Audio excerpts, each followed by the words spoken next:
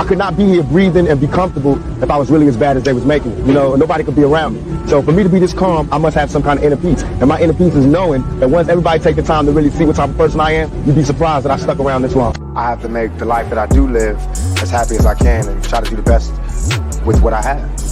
You know, live the best life I can live, be as happy as I can be. Nothing is perfect for anybody. I don't know. Boys, I swear, I think I figured it out. You know why they don't want us redneck brothers and sisters and the hood brothers and sisters getting along? You know why? Because we'd be unstoppable. I'm telling you right now, we would shut shit down.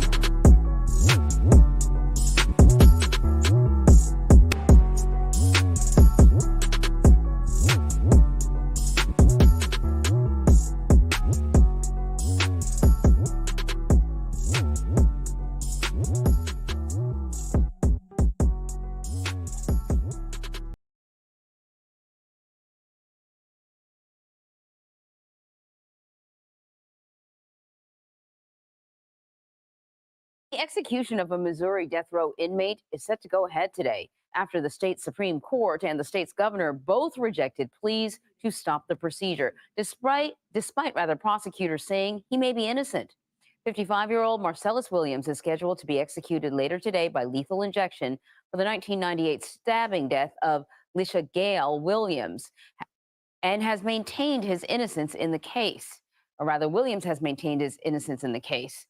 Attorneys for Williams still have an appeal out to the U.S. Supreme Court, though. So joining us now to discuss this is CBS News legal contributor Rebecca Roiphe. Rebecca, good morning. So this execution has actually been sort of pushed along kind of several times. Help us understand, though, what the arguments were from Marcellus's attorney, what they brought forward, and why this time around the Supreme Court was not swayed. There were two arguments, Anne-Marie, that the lawyers made this time. The first one was that Marcellus did not receive a fair trial because the prosecutors wrongfully excluded a juror based on that juror's race. The second argument was that the prosecutors destroyed the only evidence that could possibly exculpate Marcellus in this case. And so those two arguments failed in the Missouri Supreme Court. What's left now is just one last chance with the U.S. Supreme Court. I found it interesting sort of reading some of what the justices had to say, and some of their phrasing, maybe you can explain to me, but it was essentially, I see nothing here that would prove his innocence, which I thought was an interesting way to phrase it, because I thought it would be, I see nothing here that would, I don't know, somehow I thought that the phrasing would be different, but I guess at this point, the conclusion of the court is that he is guilty and you need evidence to prove otherwise. Right. I mean, once somebody has been convicted, the jurors have decided, 12 jurors have decided that he's guilty of this crime, then, that presumption that we normally have that people are innocent shifts. That said, the idea that we might execute somebody who is potentially innocent is itself troubling. And I think that's what you're picking up on, the idea that there might be one possibility. And especially in a case like this, where there is, significant evidence that prosecutors themselves contributed to the loss of the only evidence that could exculpate this defendant, it's troubling. And that those prosecutors themselves have joined with the defendant's lawyers in an attempt to stay the execution is remarkable and something that should give the courts pause here, I think, but have not. Really quickly, any other options for him? Well, he has one last option with the U.S. Supreme Court. He's asked for a stay of his execution based on that argument, the constitutional argument that the juror was wrongfully excluded due to race. We have not yet heard from the Supreme Court. He is scheduled to be executed, as you said, later today. So, we're waiting that last minute, the response to that last minute petition. All right, Rebecca, thank you very much. Stop.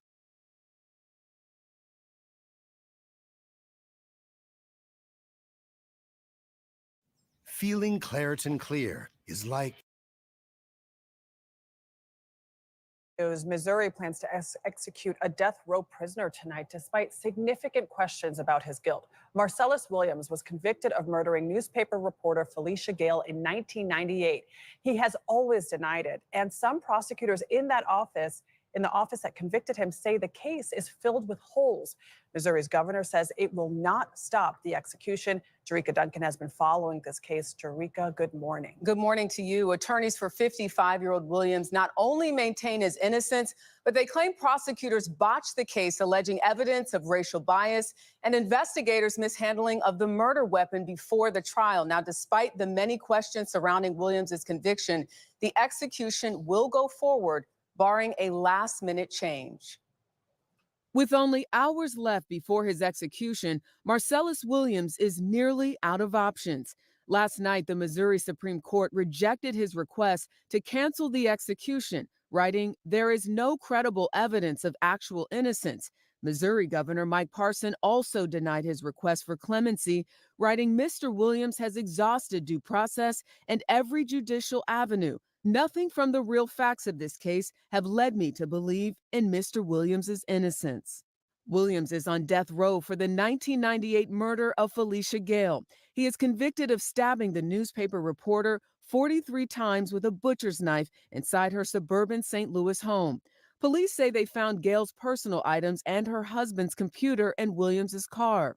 But his defense team argues male DNA found on the murder weapon and at the scene did not match Williams, and that there were no direct witnesses to the alleged crime.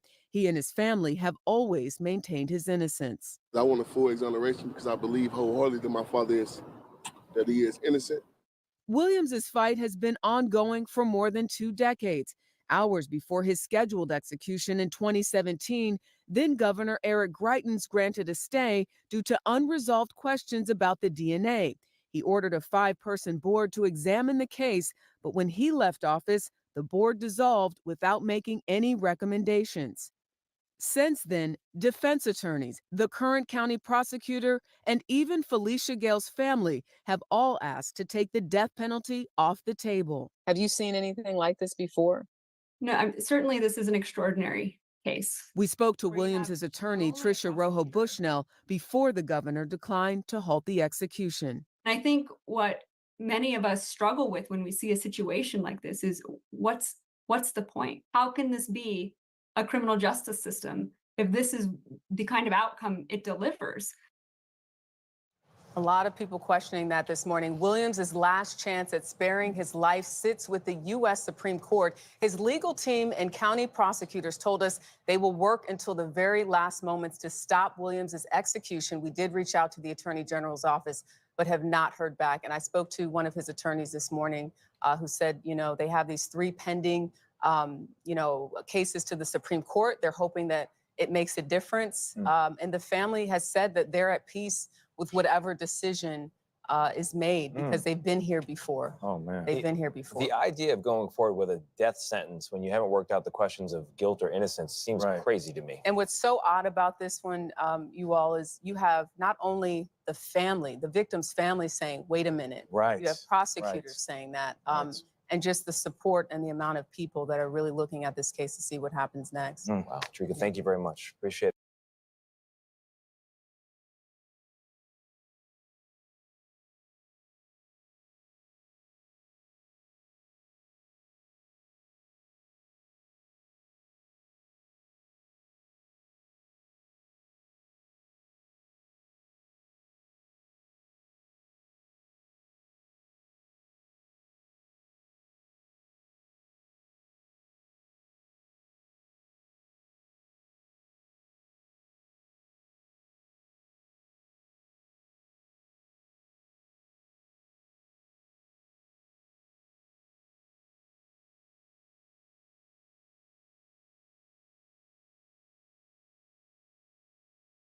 The last-ditch efforts to save Marcellus Williams' life.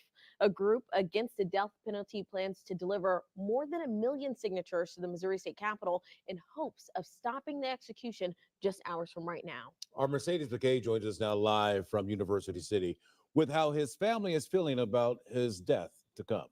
Mercedes?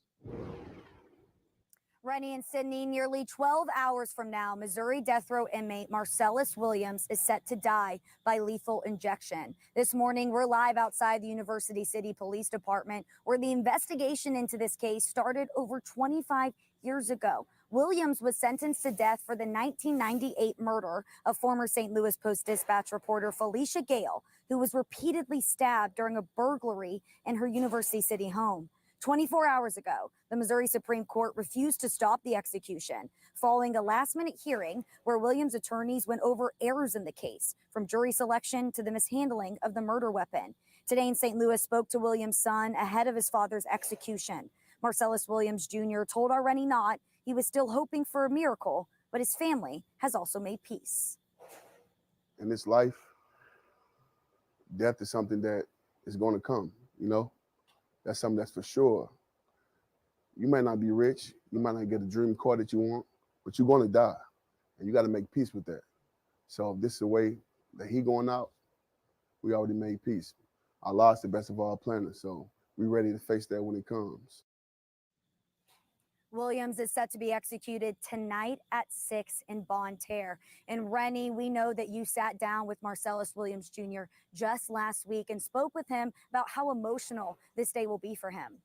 He was surprisingly very calm during our interview back on Friday and spoke about growing up and his dad being there for him before he went off to prison. But even at that time, they kept in touch with one another over the years. He will be there tonight for the execution. He says him and his dad are at peace with the results. Thank you, Mercedes.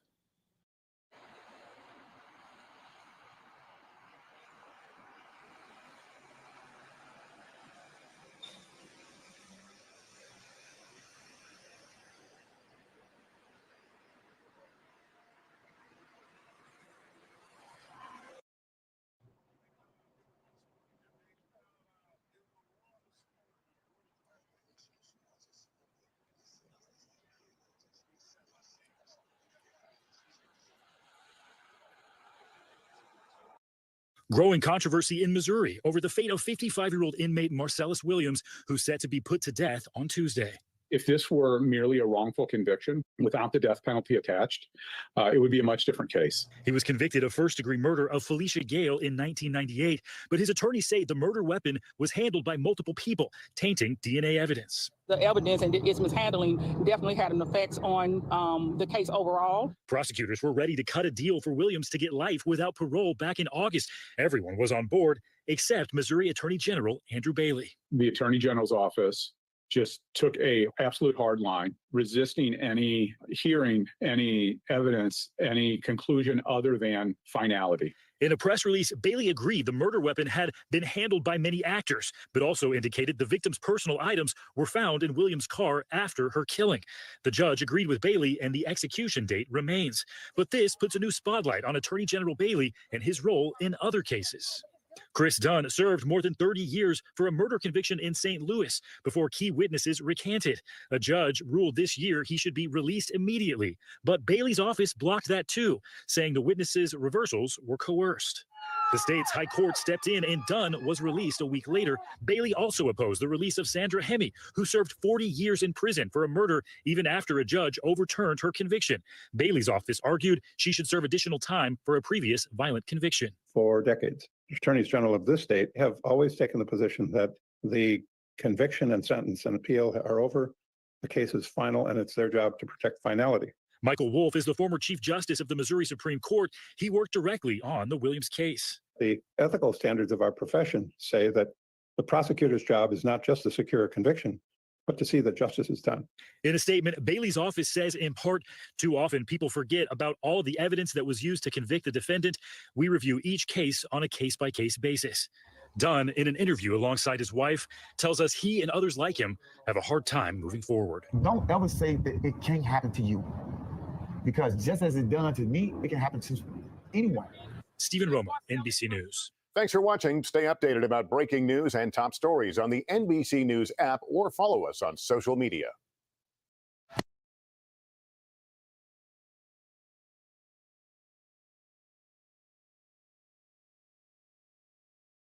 And Corey Bush is taking the plea to save a Missouri inmate's life to Washington. Marcellus Williams is set to be executed next week for the murder of a former Post-Dispatch reporter back in the 90s. Monday, the Missouri Supreme Court will hear that case and determine whether to stop the execution. We're told Governor Parson will likely make a decision on clemency by Monday. The governor, however, has not granted clemency for anyone on death row while in office.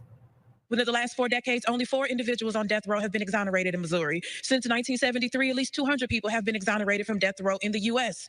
A 2014 study estimated that at least 4% of those sentenced to death are innocent, a majority of whom are Black and brown. I am urging Governor Parson not to let another innocent man be murdered at the hands of the state. He must heed this call. Congresswoman Bush is also co-sponsoring the Federal Death Penalty Prohibition Act. It would ban the death penalty for any violation of federal law. From the Missouri Supreme Court, the state is upholding the death sentence for Marcellus Williams. He was convicted of stabbing and killing a St. Louis woman in 1998. Alicia Gale was a social worker and former reporter for the St. Louis Post-Dispatch. There are questions about the DNA evidence on the knife used in the attack that killed her. Now, St. Louis County sent an expedited appeal to the Supreme Court. It affirmed the lower court's decision. Without any last-ditch efforts, Williams will be executed tomorrow. This news is funded by viewers like you. Please support our work at democracynow.org/give. This is Democracy Now! I'm Amy Goodman with Juan Gonzalez. Unless the U.S. Supreme Court intervenes, the state of Missouri will kill Marcellus Williams at 6 p.m. Central Time today. On Monday, Republican Governor Mike Parson turned down Williams' bid for clemency, followed a short time later by the Missouri Supreme Court rejecting his latest legal challenge. Williams is African-American. He was convicted in 2001 of killing a former St. Louis Post-Dispatch reporter, Alicia Gale, who's white, during a robbery. He was convicted by 11 white jurors and 1 Black juror after the prosecution was allowed to preemptively strike out 6 other prospective Black jurors. Williams always maintained his innocence. The jurors, the prosecutor, and the murder victim's family all oppose Williams' execution. For more, we're joined in Kansas City, Missouri by Tricia Rojo Bushnell, Marcellus Williams attorney, executive director of the Midwest Innocence Project. Welcome to Democracy Now! We only have a few minutes, but it's possible that Marcellus Williams only has a few hours. Can you explain what you are calling for and what this case at the last minute is all about? Yes, at this time, we're asking for what Marcellus Williams has been asking for 23 years, which is for a court to take a full and accurate review of the proceedings before it. Right now, for the first time ever, a few weeks ago, the prosecutor had to take the stand and testify under oath about his strikes that he used during the jury selection process. And at that hearing, he testified that he, at least in part, struck a juror based on his race. Yet right now, we have yet to have a court who will fully examine and review that evidence. We know that that's a violation of the Constitution. The prosecutor agrees that violated Williams' constitutional rights. But what we see is a system that's looking at finality over fairness, rushing to get to an execution date instead of taking the time to stop this execution and look at the merits of what is being argued. And what was the main evidence against him? And could you talk about the advanced DNA testing or what is revealed about the murder weapon?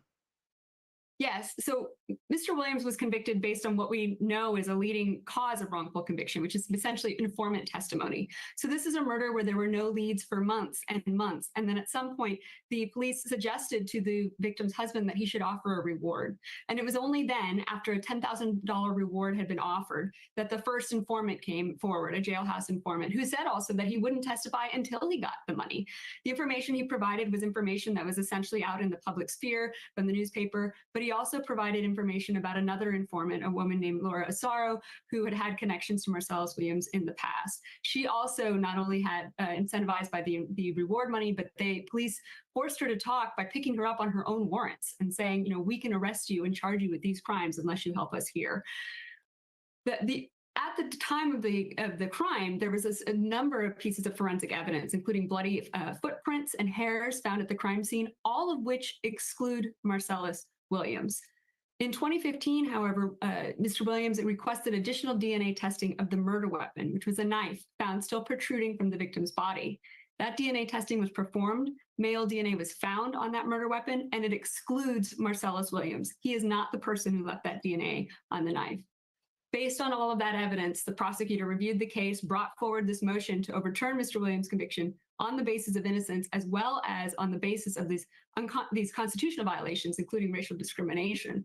But on the day before the evidentiary hearing, new DNA testing came in that showed that the DNA on that knife could be consistent with the trial prosecutor's DNA and the trial prosecutor's investigator. At the evidentiary hearing, we've now learned that they mishandled that knife. They touched it without gloves in 2001 repeatedly, essentially destroying any potential probative value this critical evidence would have, which is what the prosecutor now also concedes was a constitutional violation. So, Tricia, who is in charge at the U.S. Supreme Court of this case? What has to happen today? So the stay motions go to Justice Kavanaugh, but the courts are going to be reviewing all of the cert petitions, the requests that the Supreme Court take on the case, as well as the motions to stop the execution. There are 3 petitions pending before the U.S. Supreme Court right now. The first is regarding the governor, Parson, had dissolved what was called a board of inquiry that was created to review all of this evidence. He dissolved it, even though Governor Eric Greitens had appointed it. So the first is regards to whether or not he was able to do that. The second is whether the federal courts should have reopened the case to allow this new evidence of racial discrimination in the jury selection to be heard. And the last one, filed last night, is about what weight should the prosecutor be given, his concessions be given. And we know that the U.S. Supreme Court has already granted review of a similar case, the case of Richard Glossip out of Oklahoma, where the Attorney General there said the same thing, that constitutional error occurred here and we shouldn't execute him. And so for those same reasons, the court should hear this case Tricia as well. Rojo Bushnell, Executive Director of the Midwest Innocence Project. The prosecutor, the jurors, and the victim's family have called for him not to be executed. I'm Amy Goodman with Juan Gonzalez. Democracy Now! Is funded by viewers like you. Please give today at democracynow.org/give.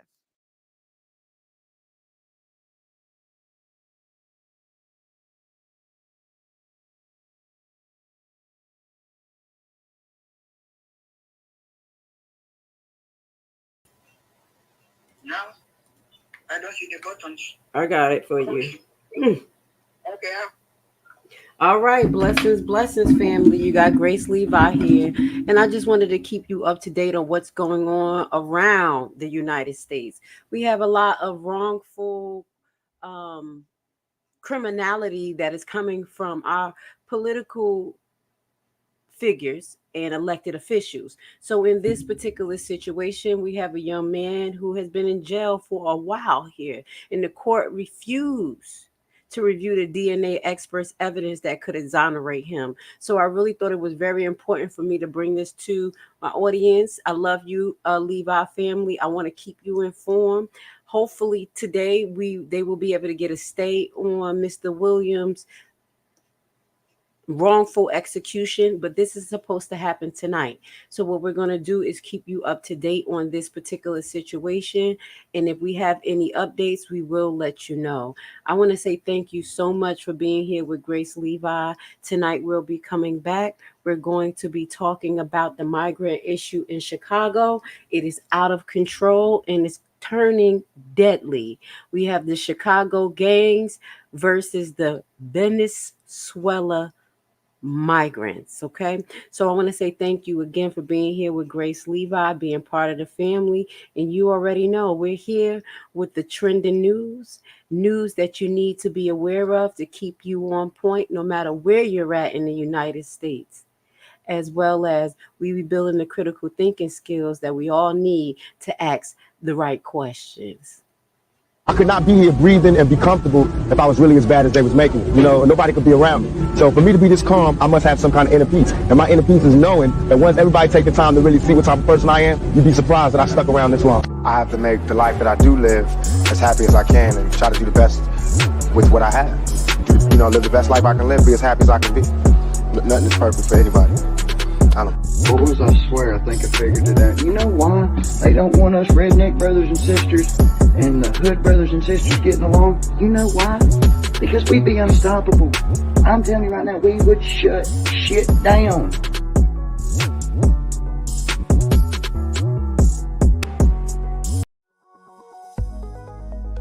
The real estate market often seems like a distant world where only an elite of experts is successful.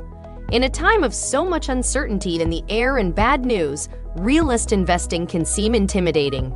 But today, I want to tell you that if you make the right decision today, you can enter the real estate market from the back door. Bad credit record? No credit at all? Do you dread the idea of having a home loan? Do you dream of owning investment properties? You are in the right place and right time, because we have created a program which is a tax lien and deed investment online course of only 14 hours. This course is specially designed for people like you who have big dreams, You will learn at your own pace and everything from your home computer. This is your chance. Join our membership for $19.99 a year. What are you waiting for? Visit our website primetimehomebuyerBuyback.org and sign up today for course access.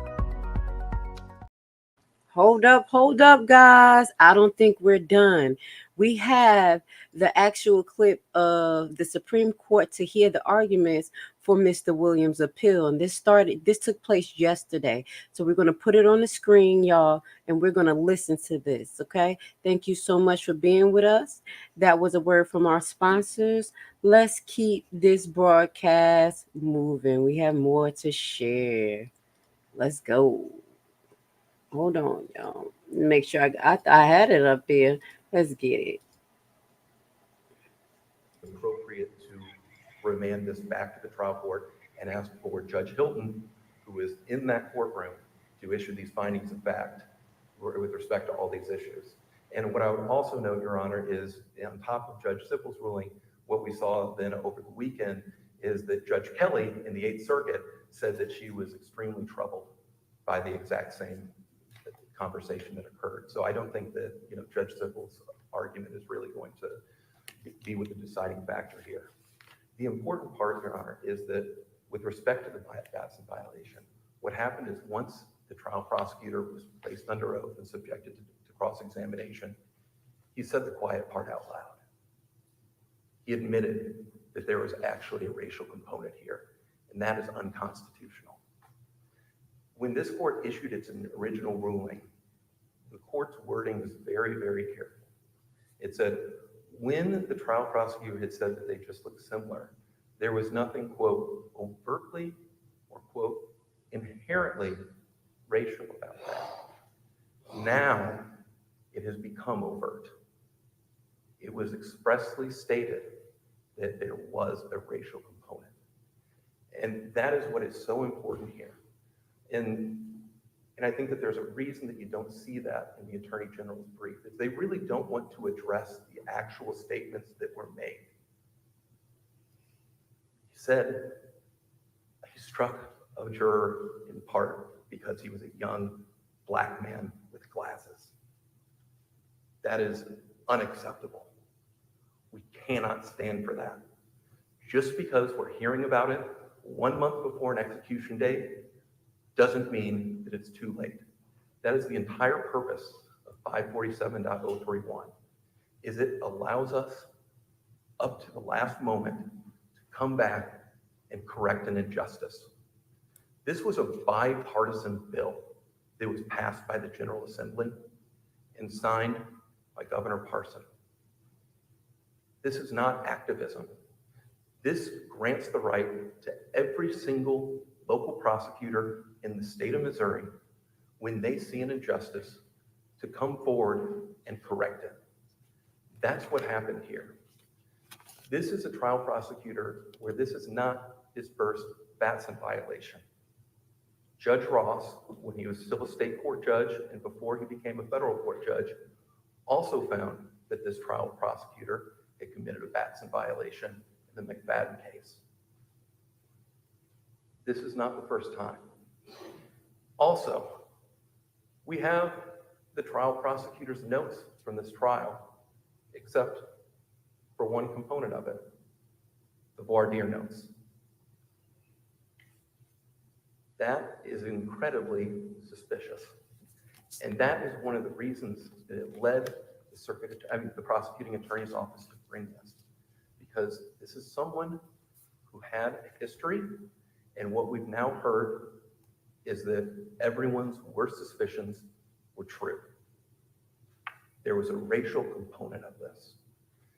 Another important part about this is in the years since this court issued its original decision in 2003, there's been a lot of development on the Batson issue within the U.S. Supreme Court. What we're now seeing is, this is an example where the trial prosecutor had already struck 5 of the 6 Black jurors with peremptory strikes. That same issue that this court later saw in McFadden, it's the same issue that the U.S. Supreme Court has later seen in cases like Flowers, where the sheer number of peremptory strikes being exercised itself is an incredibly important indicia of whether there was a racially motivated, but you don't even have to get there because he testified to it under oath. Mr. Potts, if I could interrupt you just for a Yes. minute, please. Is it my understanding that that you and Mr. Bell conceded the actual innocence claim at the trial court? That you did not proceed on the claim of actual innocence that was filed originally? Your Honor, that's correct. The prosecuting attorney's office, based on the development of the DNA evidence, did not press the actual innocence claim further. And what ended up happening was at the last minute, because everyone was frankly pretty shocked about the DNA findings, is that it was amended to add the Youngblood claim. I don't think that the actual innocence claim was formally deleted from the motion, but it was not pressed as grounds for relief. So And you didn't make any findings in your proposed judgment as well regarding actual innocence? Correct, because what had happened based on the Youngblood claim is, as I said, everyone frankly couldn't believe it, because you had this same trial prosecutor who's admitted that he's struck at least one juror in part because he's black, who said that he handled the murder weapon not once, not twice, but 5 times before trial without gloves. Were those incidents though after the item had come back from the lab? Yes, Your Honor. I think it was within a matter of 10 days of the murder being committed, which was multiple years before the trial, is when he said he thought he was allowed to start handling the evidence at his will, based on what his theory of the case was. And we think that, and that's why we believe that that is bad faith. Trial prosecutors don't get to decide what happened. You have to follow the evidence. You don't get to decide what occurred and make decisions that you're going to handle a murder weapon. I mean, this is the knife. Certainly not today, but what was known about DNA evidence was different in 2001, wasn't it? And, and I'll gently press back on that. DNA was well known. To give you a context, CSI was already out in terms of the television show. Everyone knew about forensics. There had already been a reversal in the St. Louis County Prosecuting Attorney's Office in 1996 based on DNA evidence. I see my time is up for the moment. You can finish answering the questions. Yeah. Go ahead. And so, Judge Bronick, so to continue, DNA was incredibly well known, and this was actually the exact same year when the Missouri General Assembly passed the Post-Conviction DNA Act. It took effect, I don't know, maybe 2 months after this trial actually occurred. We weren't in the dark ages on DNA. This is something where everybody knew about DNA, and the General Assembly was passing legislation about it. Thank you. Thank you, counsel. May it please the court, May you I'm proceed? Michael Spillane. Let me correct some things. The prosecutor was not cross-examined. He was their witness. He was examined on this point on direct. What did he say when asked directly, did you strike someone partially, was part of your reason for striking someone because he was black? He said, no, absolutely not. Absolutely not. And he explained that that would be a violation of Batson. What they did, and I think you can read the transcript and follow it, is just kept asking him little snippets of questions from the trial court record, not letting him make a full answer, and then waiting for a spot where they could say, gotcha. But he did not admit that he struck a black juror partially because he was black. He said, no, absolutely not, absolutely not. And the district court where we did this last week looked at that transcript and said, not only are they mischaracterizing the record, you can't even draw an inference from that record. And didn't the trial court in this case, didn't the trial court make a finding that the prosecutor denied striking the juror because of their race? Well, he didn't, but it's in the transcript. I mean, he made 3 findings. One of them, he said the prosecutor denied striking, a broader striking people because they were African American. He said that this court had already dealt with the same issue. And a third finding, which I don't recall, but it was not specific to this juror, you're right. But then the case law, which is in our brief, teaches that if a finding doesn't address something, you make the finding in accordance with the decision. So that said, there's no clear and convincing evidence here. There's no evidence at all. And it is the same thing on the Youngblood spoliation. The prosecutor testified and the judge found him credible that he never heard of touch DNA until 2015. This was 2001. He said the practice in the prosecutor's office was, after all the testing is done, you handle weapons without gloves because there's no reason not to. And their expert didn't disagree with that. Their expert was talking about testing in labs at that time, where they go to the lab and they tested, and of course they wear gloves. When she was asked on cross-examination, do you know anything at all about the procedures in the St. Louis County Prosecutor's Office at this time? Her answer was no. So she helped us on that. Is touch DNA different than regular DNA Yes. testing? Yes, I didn't mean to talk over you, but regular DNA, which the prosecutor's office used at that time, was fluid. Touch DNA is if you like hold a gun or a knife and some of your skin cells, perhaps a very small amount, are on it, then you can magnify those, and there's a procedure to make enough of it to test. But the prosecutor never heard of that in 2001. His testimony was he heard of it in 2015. I mean, kind of off the record, I believe it existed in Europe in the late 90s, maybe 1997, but there's no evidence in the record that anybody in St. Louis had ever heard of it.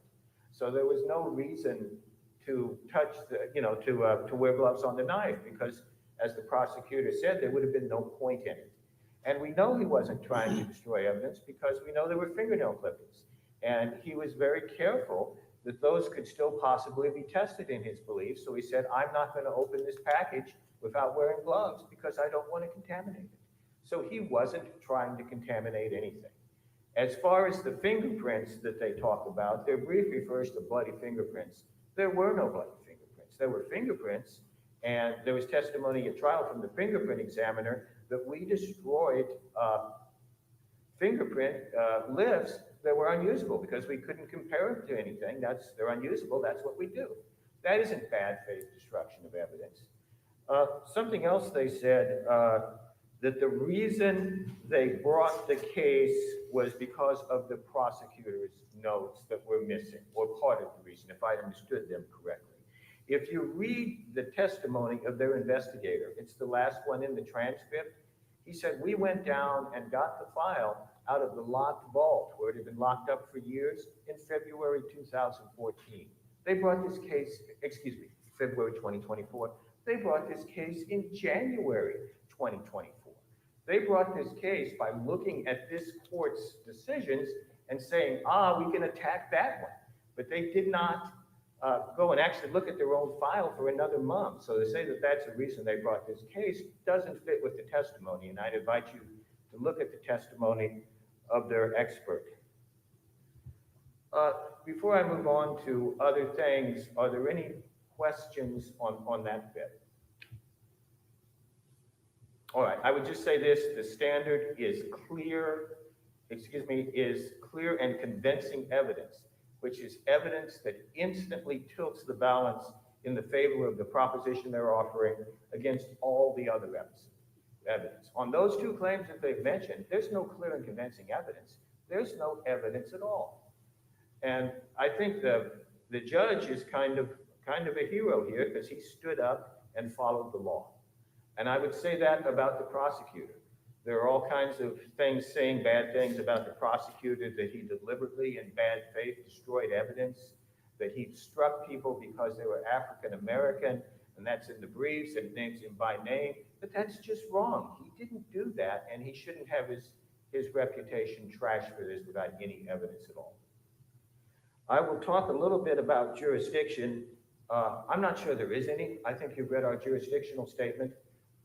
511020 talks about if something disposes of all the issues in the case, it's a judgment. Here we've got it denominated as a judgment. It's dated, it's signed, and it disposes of all the issues. So I think this is a judgment that isn't final yet. So that's something the court will have to deal with. Maybe it could address the merits in the context of the stay, but I'm not even sure the case is before you. As far as preservation, your court has read the briefs on preservation. Their brief has managed to unpreserve the issues that they had preserved. Everything they have is unpreserved. The first point relied on Batson doesn't say anything about a Batson error. It talks about the form of the judgment not addressing X, and then it goes into, in the body of the text, part of the argument is, well, the merits of the Batson violation. But that's not in the point relied on. So the argument is multifarious. The part that's in the point relied on was never raised below. They could have filed a motion as they're required to under Rule 78 to say we didn't like the judgment.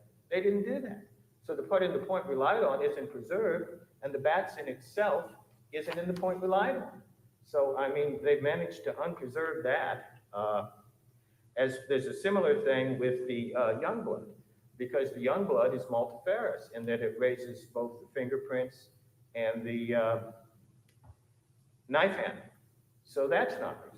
And then the third claim is the point relied on only talks about the time, the 4 hours that they had and the 2 hours that I had, but it doesn't say anything about the time as far as months or how long it took that they had to prepare for trial.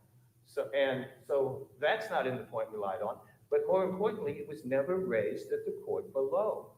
If they wanted to have more than 4 hours, you could read the transcript where I got up before opening statements and made objections to things I didn't disagree with. They didn't do it. They didn't say anything. Apparently they agreed to the 4 hours and then they lost, and now it's like, oh, the trial court committed error by limiting us to 4 hours. Well, it's wrong to not tell the trial court that and then say, oh, the trial court is bad. It shouldn't have done that. The trial court did not violate their rights at all, and certainly not their due process rights. Did the court have any questions about that? Counsel, on the third point about the length of the trial, doesn't the record reflect that neither side used the full time allotted? That's exactly right. I believe, and I didn't take notes, one of the attorneys that was with me did. I believe I had, I don't remember exactly what I had, but I remember the prosecutor had, I think 13 minutes, and Mr. Williams had, I think 27 or 37, it may have been 37. So that would have been a total of 50 when they went to closing arguments. And nobody jumped up and down and said, I need more, I need more. This is just working back and trying to find error. And there isn't any there. And as far as saying they didn't have enough time, they brought this case in January 2024. The district court on 6/5 in June 2024 set a scheduling conference. They didn't do a doggone thing. The plaintiff has the duty to pursue a case. That's why there's a whole body of law about dismissal for failure to prosecute. But they didn't do a doggone thing. They waited until the judge set the hearing, and then now it's like, oh, we didn't have enough time. Well, maybe you should have done something in the first 6 months that the case was sitting there and you were doing absolutely nothing. There's also a statement in there that I promised to do an answer or something. If you read the notice of intent to oppose that I filed in February, it just said the Attorney General's office intends to oppose this proceeding. It doesn't say I'm going to file an answer. There wasn't anything that I could really do until they prosecuted the case. I guess I could have filed an answer, but I don't have to prosecute it for them, and it's not my fault if they wait until the last minute, which they did, to put this case in front of this court the day before the execution. They should have done better than that, but it's not the court's fault, it's not my fault, and they also criticized this court for setting an execution date under 3030 when the case was pending. Well, this court followed the law. 3030 says when you set an execution date what the requirements are. And you didn't do anything wrong by following the law. The judge didn't do anything wrong by handling the case the way he did.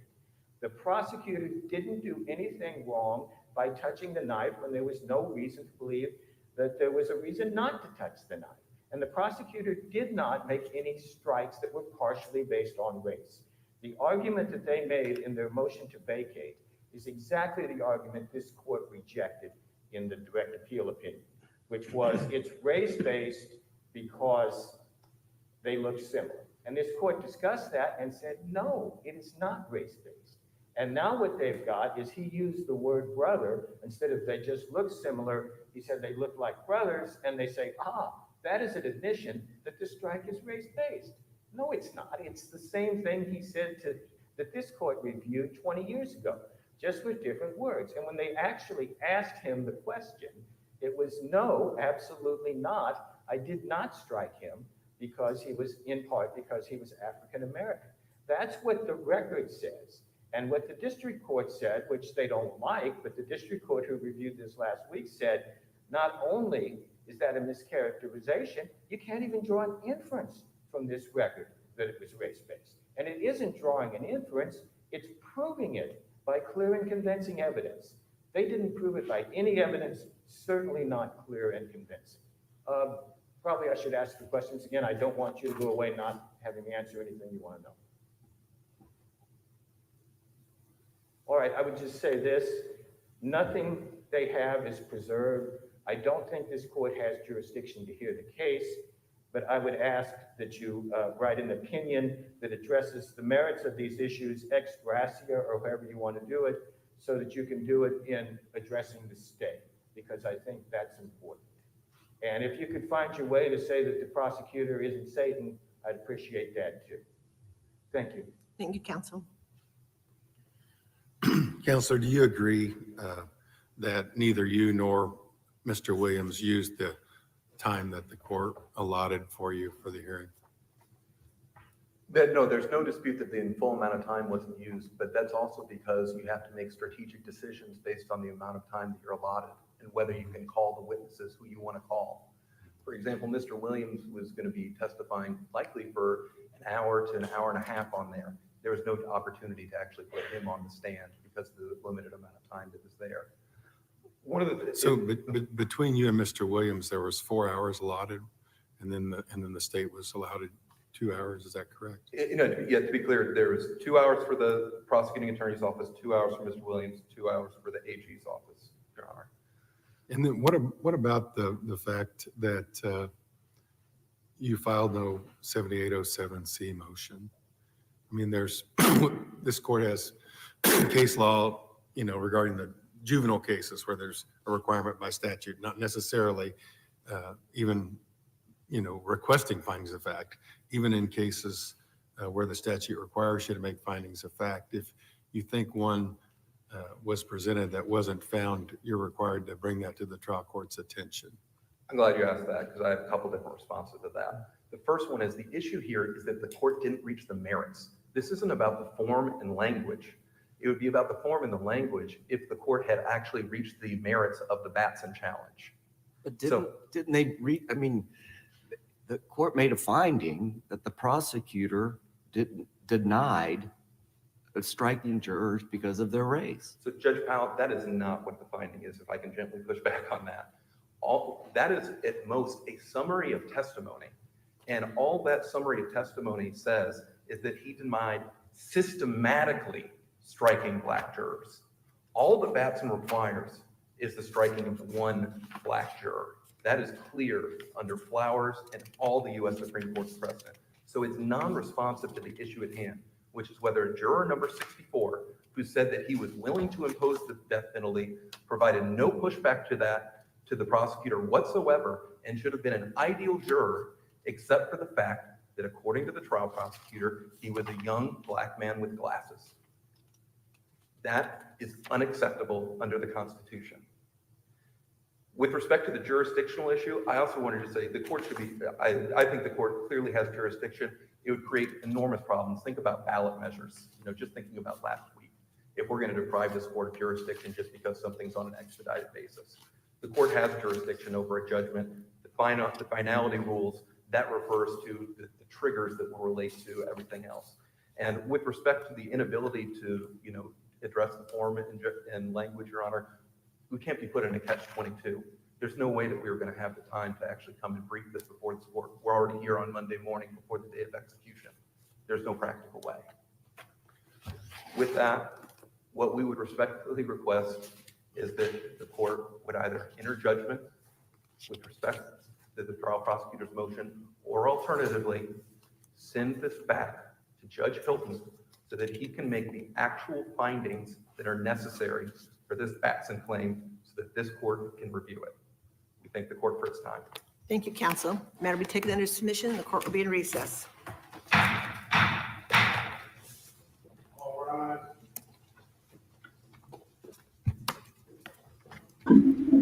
All right, we're going to fast forward a little bit. Until when they come back. Okay, this was taking place yesterday. Let's see. And they never came back. We're going to follow up and see what happened with this. This is a terrible, terrible case. What do you suggest happened with this gentleman? I think that they should stop this immediately and retry the case. But you put your comments down at the bottom. You let us know how you feel about this. If we get any more updates on this channel, we will keep you up to date. I want to say thank you so much for being with us today, and we will be back tonight, okay?